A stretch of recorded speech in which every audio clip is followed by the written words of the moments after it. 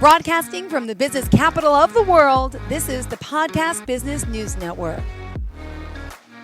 Welcome back to the show. We are excited to have Dr. Arlayn joining us here today on the podcast and Zoomcast.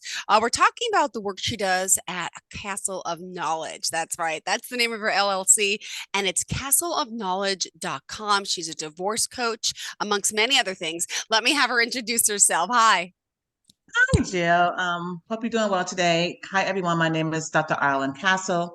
As Jill said, I am a divorce coach, and I help hurting individuals to transition from heartbreak and disappointment of separation and divorce to move on, heal, and discover life. So that's what I do. Wonderful. Well, we are excited to have you back joining us. We've had some great conversation the past few weeks, and I know today we can't expect anything different. It's going to be just as amazing, right? Yeah. All Thank right. you. And what we're going to do is, well, I would love to pull up your notes, but right now it looks like everything is stuck on my phone. Where is my notepad? So let's begin with, let me ask you as I pull it up. Here we go. Got it. Do you Okay. sometimes find that clients maybe are sometimes really tired, exhausted in dealing with their separation or divorce?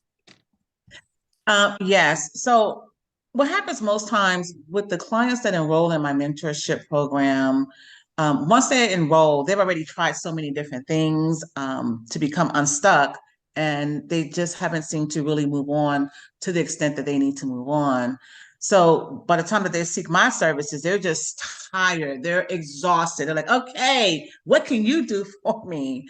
So once they're in this exhausted phase, which is can be a very long phase, they start to feel that anger. They feel frustrated, and since they can't move on otherwise, well, they can. I mean, in time, you absolutely can, but at this point, they feel like, okay, I need something. I need someone to help me because I'm tired of thinking about him or her. I'm tired of being stuck. With the memories. I want to go forward. At some point, I want to date, maybe remarry, just find out who I am. So that happens a lot. And so, Jill, I just tell them that they're sick and tired of being sick and tired, right? It gets old. It gets old that I'm feeling this way. It gets old that I can't figure out how to conquer these feelings, how to heal, and how to just Yeah. move on. So it's something that really happens because people really want to get over the feelings now. They want to get over the hurt now. And I totally understand. Unfortunately, it's a process. So Yeah. so when they find the right mentor or divorce coach, someone who has been there, done that, someone who's established a program, who has worked with people to help to transform lives, someone who can hold their hand as they're going through this healing journey and Yeah. help them with the emotional overwhelm, Huh. it's a good fit. And then they can kind of really catapult their healing in an efficient and quicker manner. So, yeah, sometimes that does happen. Yeah, we get burnt out. It's any relationship that ends, and there's always, but I could imagine separation, divorce, that's a long haul. It is, but It is. always know it won't be forever. Now, and have you found any common theme, would you say, that many of your clients say really caused their divorce? What I found is that a lot of people use the word narcissistic, right? I don't know if you hear it a lot, but a lot of times they say he or she was narcissistic. I don't know if everyone knows what that means, but I'm not going to get into like the DSM therapeutic framework about the classification. But what I will say, and as many know, is that narcissism is a mental health condition. And a lot of people have this condition. They typically need a lot of attention and admiration.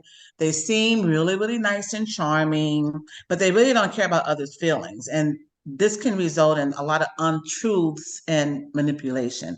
So, in Mm-hmm. speaking with some of my clients, when they would mention this about their former spouses, that they had narcissistic tendencies, a lot of times they'll say something like, he or she made me feel like I was at fault, and I never said anything about it, or I never did anything. How is it my fault?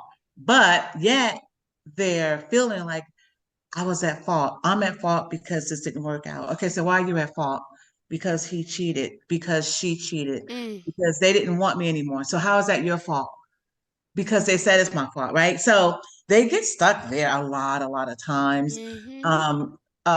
What happens is that what in our program, we have a certain module just to deal with this because if it's not narcissistic behavior, it may be narcissistic like behavior Yeah. that a lot of the hurt and divorcees are going through.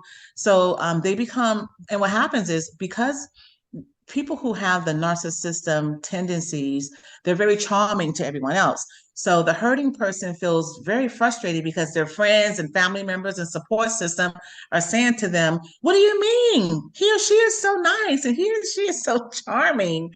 And then they become very, very resentful against everyone. Mm. So we work through this in a very intense manner through our mentorship program. Ah, I want to know more about that too. Speaking of, just remind us of the website so we can find you quickly. Okay, the website is castleofknowledge.com. There also is a phone number 818-276-6199 if you want to give us a call. Awesome. Now, do you find that hurting individuals are really hard on themselves, would you say? Um, Yeah, Jill. A lot of times they're hard on themselves, and this is for several reasons, including, I mean, there's a long list, but I can tell you some of the reasons. The fact that they stayed in a relationship or the marriage after seeing so many red flags over and over and over again. So they're hard on themselves because they asked their partner if they wanted Mm-hmm. to get premarital counseling or relationship counseling. They said no, but they still stayed in the marriage. Yeah. Some individuals started getting verbal abuse but Yeah. always gave their former spouse a pass and they're having a bad day. They may have even noticed that the spouse had become distant, Oh. um, right, distant when it comes to them. But and sometimes the hurting person wanted to leave, but Mm-hmm. always gave a pass, always gave a pass. Yeah. So now they're so hard on themselves because they're angry with themselves. Like, why didn't I leave those one, two, three, four, 10 times when these certain things kept happening over and over and over again?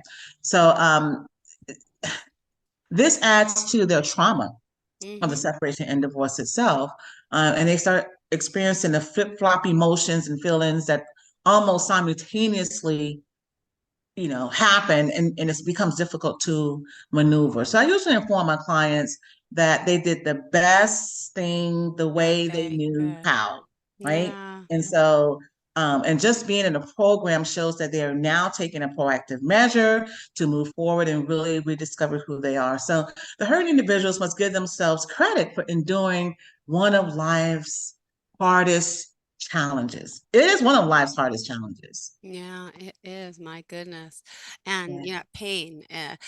I just love having to say this that it won't last. You're not alone. How many times do we have Yes. to remind ourselves, right? Yes. There's other Yes. people who've been here, and guess what? They've gotten through it. And, that's Yes. what you got to also remember at all Yes. times. You are never alone. I know the hurt Yes. hurts.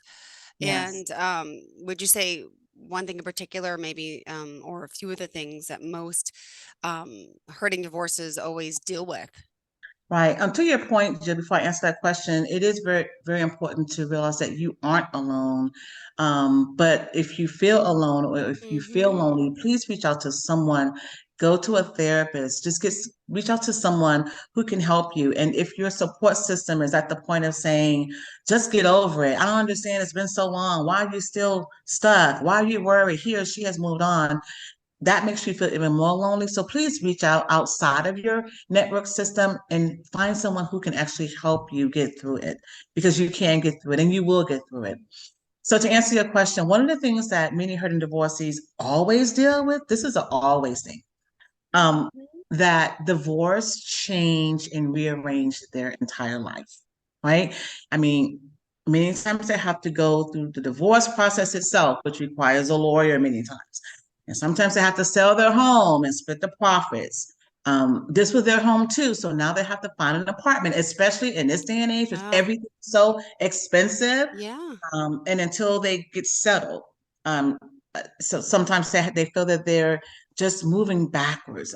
If they have assets, they have to get an accounting to distribute the financial assets. Sometimes there are children involved. Now they have to figure out how to raise the children in two-parent separate households while managing the co-parenting relationship. They have to figure out the mutual friends. yeah, Some friends are going to go with them, some friends are going to go with the spouse, some friends are going to go with both of them, which is going to be a little bit awkward. Then there's the emotional overwhelm of it all. It's a lot of stuff. So Yeah. these are some things that the hurting individual support system really needs to keep in mind when they're telling them to move on and get over it. You need to understand it's more than just they're going through this emotional, overwhelm. They also now are going through the fact that they're no longer with this person. They may have children, they have to sell the house, all these things. That's a lot to deal with all in one. So there's so much to contend with when there's a divorce or there's just a separation when you've been with this person for a long time, you live together, you just never got married. The same type of things happen, but it does get easier. It gets easier to deal with all of these things, especially once the person seek help for the emotional well-being. Because once they seek help from the emotional well-being, it can help them to make decisions without using their emotions. Right. And then this can help them to provide and gain more clarity. So I usually tell people, if nothing else, please go get therapy. So many people are against therapy. I don't know why. Yeah. There's a stigma that shouldn't be there, but it's there. And Do you recommend doing therapy even before you're married? Like you're with yeah, someone, you want to make it work and you're happy and in love, but is it smart to maybe learn some tools before the marriage? Do I couples think, go to therapy before marriage? Not to like jinx anything, but couldn't that be like a proactive thing to do for yes, couples for their yes, relationship? yes. I know in the Christian realm, a lot of people have go to kind of Christian Like a counseling. pre-cancer thing, but that's only like minimal. I think it's a That's requirement, minimal, but but I think it would be I think it is a great idea because what we found, I think I told you, Jill, that my husband and I, so just so you guys know, those of you on the airwaves, so I got divorced about 20 years ago. 3 years, I went through all of this, and 3 years later, I met my husband. We've been married for 17 years, and mm, we actually give divorce mentorship with couples. And one thing we find, which is so interesting, is that people say that they communicate, but they don't. They talk at each other. They literally do. And so I think that having premarital counseling with the right individuals will actually help you to learn how to communicate because yeah. we had an instance where this couple they were so angry with each other. So we said, okay, we're gonna start with you. We're gonna start with the husband. Mhm. Husband, what happened? So husband told us what happened and what how he thought his wife felt. So we asked the wife, what do you say about this? She said something totally different. And the way that they thought each other felt was not a meet of the minds. And they were so angry about nothing at the end of the day, they figured out, wait, you didn't feel this way because of what happened.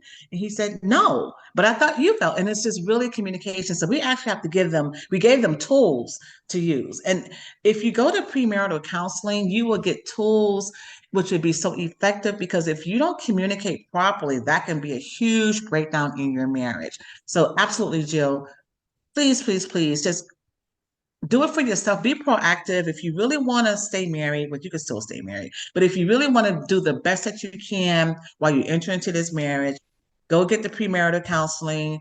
Discuss anything that is of issue because sometimes there's some issues before you get married. Discuss those things and get the tools you need so that you can have a long lasting and happy marriage. Because there are some people who are together but they aren't happy, right? So that's another thing. Oh, that is so true. Well, let's remind everyone, Dr. Arlen Castle, how we can reach out to you, please. Yes, so I'm Dr. Arlen Castle with a Castle of Knowledge LLC. The website is castleofknowledge.com. We have a phone number of 818-276-6199. And as I said at the beginning of the show, I help hurting divorcees or individuals who are going through separation of divorce to transition to heal, move on, and take their life back because they so deserve it. There's another thing I wanted to kind of mention too, Jill. Sometimes when people start healing, like a healing process, they tend to go backwards, right? Mm, At some point, they go backwards.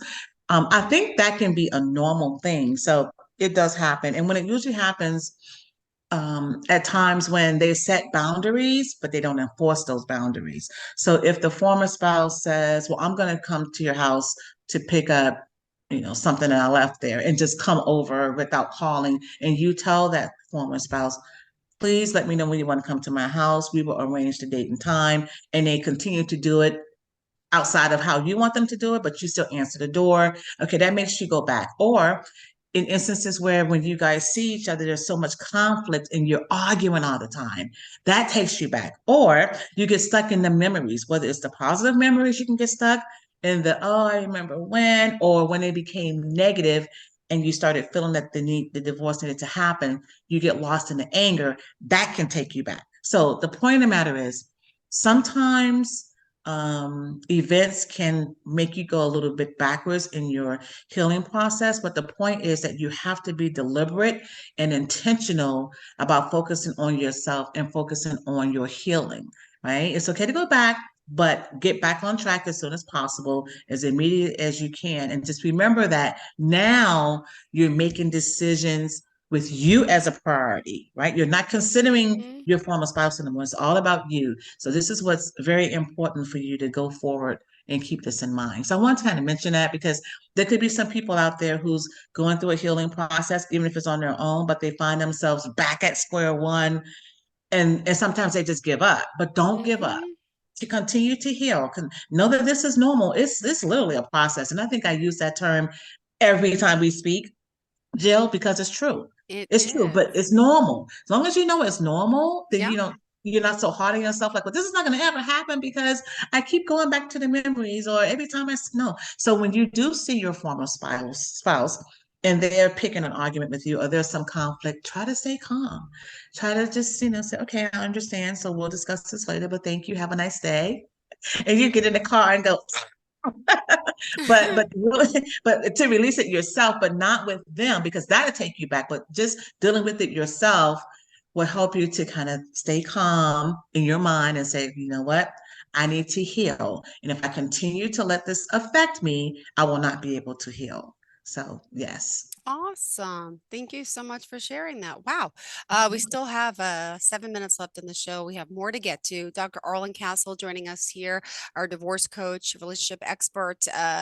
We want to talk more about, you know, the healing process. If you want to talk more about that and the work you do, we still have time. So I don't know what else you wanted to add for this conversation, but I know there's a lot that you could add. We could talk forever. Yes, there's a lot that I can add. Let me see. I would say that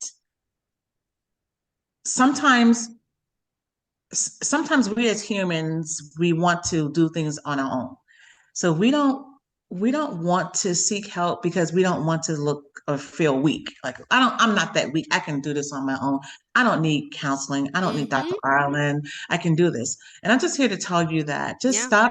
stop with the pride. Stop. Just be humble. This is for you. And no one needs to know that you're in therapy and no one needs to know that you have enrolled in my program. But you just need to be humble enough because if not, if you don't go through some type of healing, even if you do it yourself and it takes a while, if you don't, then your next relationship you're gonna be on edge in terms of looking for. I wonder if this person is going to do some of the same things that that person. You're gonna be looking for triggers, and a trigger may not really be a trigger for that person, but it may be a trigger for you. You're going to be bitter because when you hear about the former spouse or see them, there's going to still be that bitterness, which shouldn't even be there anymore because they've gone on, and now you need to learn to Yeah. do that. So I'm just going to say, just do it for you.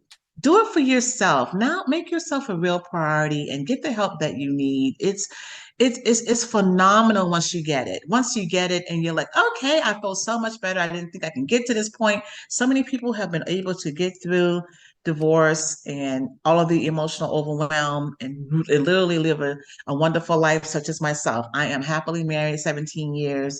I speak to my former spouse because we have children who are now grown and they have a relationship with him and he and his wife and myself and my husband and we're good. Now I'm not saying you're going to be good in the beginning because in the beginning you don't even want to see their face probably, right? Yeah. But as time go on, both parties grow.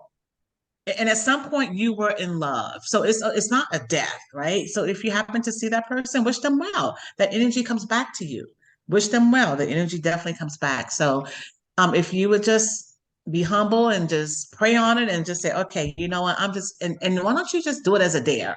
I'm just going to do this and see what everybody's talking about.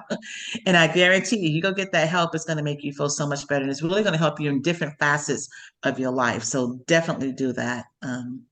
Do you have any particular questions for me, Jill? Well, I've someone who's never been married. I haven't had these problems yet. I hope never. But You're I not have gonna say so yes. well, no, I say yet because it's funny. Everyone that I know, and I've always looked up to people that were married, and there's maybe one or two couples that I know that ever made it last. Everyone else I know is divorced. So they look at me and they laugh and they say, "You had it right the whole time. You never got married." And I'm like, "No, no." But you get to watch people and observe from being on the outside of how it all works and to see the trials and tribulations with it. But I love what you just said in the end because in the end it will work out. If that, especially if you have children with that person, right? The father or Yes. the mother of your child, you should have a normal, healthy relationship. It may be bitter at first, but it's also so important not to let the kids get involved or Oh hear my you gosh. badmouth one parent, which I've seen this way too many times. I know we've talked about it, but I've seen it on a personal level, and it's just not a good thing to say other things in front of the kids. And it's just that just want to stress that. And I'm sure your advice as the expert here is not to discuss those type of things with a child or put the other parent against the other parent. Right. And Jill, you're right. And as you know, I wrote a book about that, right? Mm-hmm. I wrote a book. So the book is entitled Secrets and Principles of Effective Co-Parenting. Mom, Dad, What About Me? That last part, Mom, Dad, What About Me? Basically tells you that the focus in co-parenting needs to be on the children Child, and not the the child's adult. best interest. Forget about what you guys are going through. Go to counseling, get your therapy, but those children, because if you talk about that other parent in a negative manner, that child is going to grow up at some point, and there's going to be resentfulness against you. So make it healthy. Make it healthy. Listen, those children need both parents. The children belong to both of you. Right? 50%, 50%, 100%, 100%. It's not just all of yours. So you have to absolutely. And then what happens a lot of times when parents do talk Mm-hmm. negatively about one parent to the other, the child feels like they're in the middle. Like, I need to make a Yeah. decision.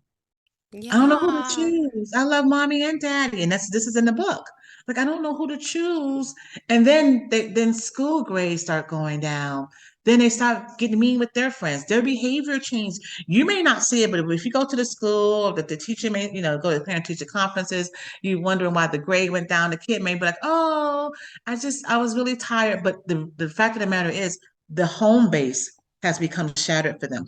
Kids are Yeah. resilient in terms of you can get through divorce, have your children, speak positively, focus on the children, and co-parent in separate homes. They're resilient. It's just that resiliency breaks down when the Mm-hmm. parents start talking negatively because that child loves both of you. And Yeah. it's a really bad thing. That child loves both of you, and that's what you have to consider. And when they grow up, they're gonna say, "Why did you do this? Why did you talk about my dad? Why'd you talk about my mom?" Right? Mm-hmm. My mom said that she never said that. My mom said she never did. Those types of things. So Jill, that's really important. And that's why I wrote the book. I need people to, and the book is only about 50 pages, but it's a quick read, but it's a punch. I'm holding you accountable. And if you haven't bought the book, Secrets and Principles of Effective Co-Parenting, Mom, Dad, What About Me? It's on Amazon. You can get it, you can Audible, ebook, you can get the paperback, but get it. You can read it while you're drinking your morning coffee, literally, but you would get the strategies. There are some particular strategies you can use, and both parties can feel good about it, and the child will definitely come out as whole as possible. Beautifully said. All right, let's wrap it up. How do we reach you? Okay, I'm Dr. Arlen Castle, Castle of Knowledge LLC. I'm castleofknowledge.com, 818-276-6199. And call me if you want to have a chat. We have a free consultation. So you can call me or go to workwithdrarlen.com. That's work with Dr. ARLAYN.com. Thank Great. you so much. Thank you so much. Have a fantastic day. And to all of our listeners, You. stay tuned. Are you looking for even more of the podcasts and hosts that you love? The Podcast Business News Network is proud to announce that you now have even more ways to listen live. Check out the MyTuner Radio, online radio box, and Simple Radio apps on iOS and Android, or find us online. Search for Business News Network on mytuner-radio.com or search Podcast Business News Network on streama.com and onlineradiobox.com/US. Take your podcast on the go and don't miss a minute of the action.